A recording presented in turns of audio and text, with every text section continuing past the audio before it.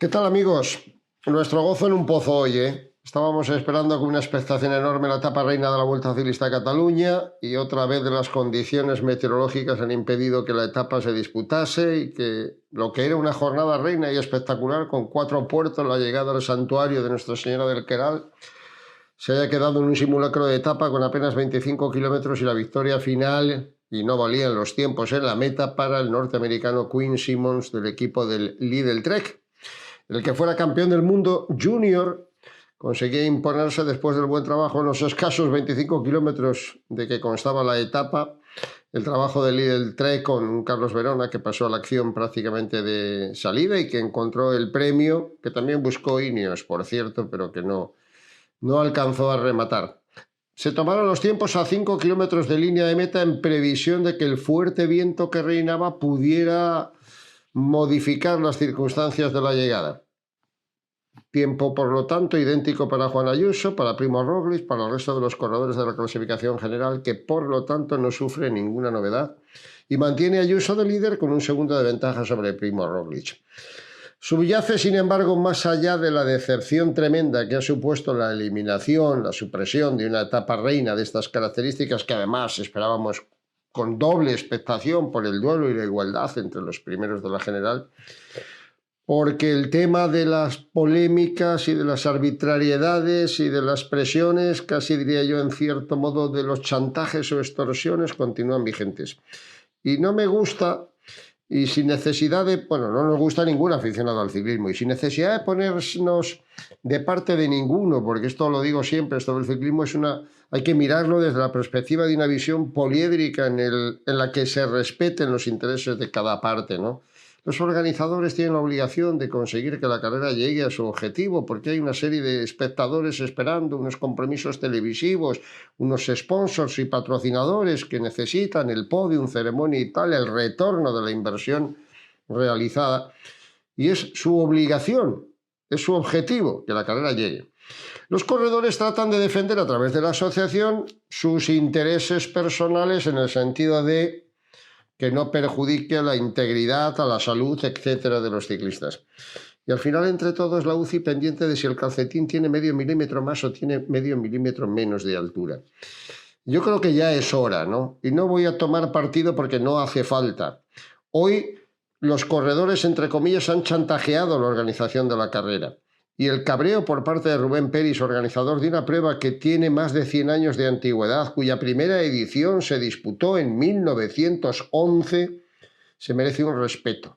Y se le ha faltado por parte del ciclismo el respeto a la organización. Y la organización se ha visto, como tantas otras, coartada, coaccionada, porque los corredores amenazan con no seguir. Una representación de corredores que tiene que hacer fuerza en este sentido, pero que hoy creo que no tenían ninguna razón. Se argumentaba que la carrera iba a llegar muy tarde, que si las 6:30, la organización se vio como siempre en la obligación de cambiar de repente. Había habido ayer avisos de protección civil de que no se subiera al Pradell, el col importante, el col más exigente.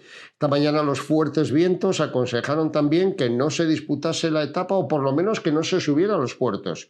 Se tomó la determinación, de acuerdo total, de que se hacía una primera vuelta neutralizada para pasar por Berga, un circuito como de 70 kilómetros, y que en la segunda se disputaría normal.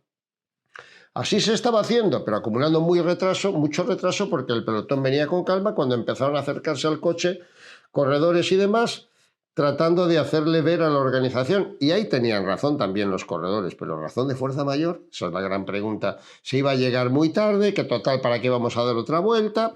Si en el fondo la etapa de hoy no tenía mayor recorrido, aunque se hubiera dado la vuelta, no era un recorrido muy exigente. Bueno, aunque no había puertos, el final era enrevesado, como bien se vio en la victoria de Simmons, ¿no? Digo que lo que subyace es el fondo. Daba igual cómo se hubiera disputado la etapa, teóricamente hubiera terminado el sprint, no se hubiera solucionado nada, porque el quebranto venía de origen, ¿no? El quebranto venía por la supresión de los 4 puertos que dejaban una etapa, tuviera los kilómetros que tuviera, sin el interés necesario de cara a la clasificación general. Yo hablo más y me preocupa, y creo que es hora ya de que la gente tome alguna decisión. Y cuando digo la gente es la UCI. Me preocupa enormemente la indefensión con la que se encuentran los organizadores. Alguien debería de entender que no es tan fácil de repente, a media mañana, a las 10 de la mañana, cuando llegaron noticias del mal estado, cambiar el recorrido, buscar la fórmula, así sobre la marcha todo, para cerrar carreteras, etcétera. Es muy complejo y muy complicado. Y una vez que se ha conseguido, todavía la posición de decir, bueno, vamos a ver si el viento no es muy fuerte, hacemos neutralizada la primera vuelta y en la segunda, si se puede competir, se compite. Pues se llegó incluso a la conclusión de cerramos los tiempos, suprimimos las bonificaciones, en fin, todo a favor, en cierto modo, del espectáculo ciclista también, pero en beneficio de los ciclistas, ¿no? Y luego te encuentras con la actitud de los corredores que claro, defienden su parcela y en ese sentido también puede ser perfectamente explicable.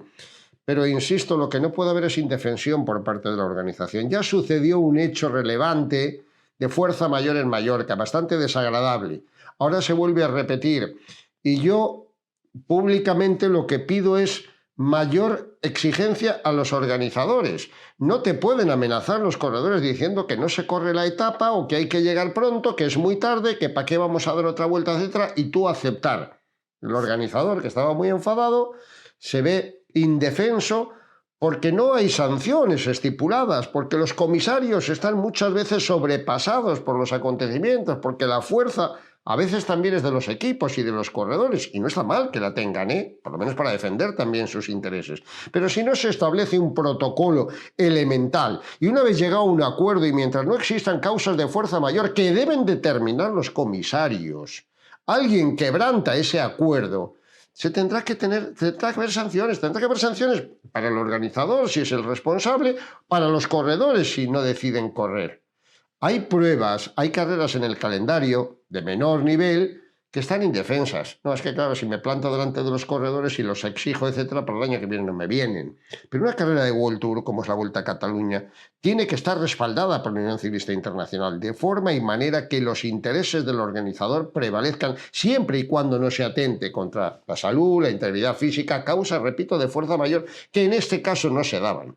No era una causa de fuerza mayor que la carrera llegase a las 6:30, porque no había sido tan fácil planificarlo y se estaba entreteniendo demasiado el personal en la primera vuelta. Repito, no tiene ninguna trascendencia la etapa de hoy. No hubiera pasado nada, se hubiera dado la vuelta, no se hubiera dado la vuelta, se ha quedado en un simulacro. Bueno, pues punto. Aquí todo el mundo ha cubierto su objetivo, la etapa se ha disputado, la organización ante patrocinadores y demás ha salvado un poco los muebles, pero insisto, queda pendiente un acuerdo, quedan pendientes unas decisiones, quedan pendiente que la Unión Ciclista Internacional respalde a los corredores, por supuesto, pero también a los organizadores, y que estos no se vean en esa indefensión en la que hoy se ha encontrado la carrera, o en la que más grave fue, se encontró la carrera cuando los corredores en la Challenge de Mallorca decidieron abandonar a las primeras de cambio y así por las buenas. Hoy afortunadamente no se produjo esa circunstancia y lo que sí se produjo, a mi modo de ver, fue la debilidad de la organización, pero por no verse respaldada. Si se hubiera visto respaldada, probablemente hubiera exigido a los corredores que hubieran cubierto el recorrido, así se llegara a las 6:30 de la tarde a la línea de meta.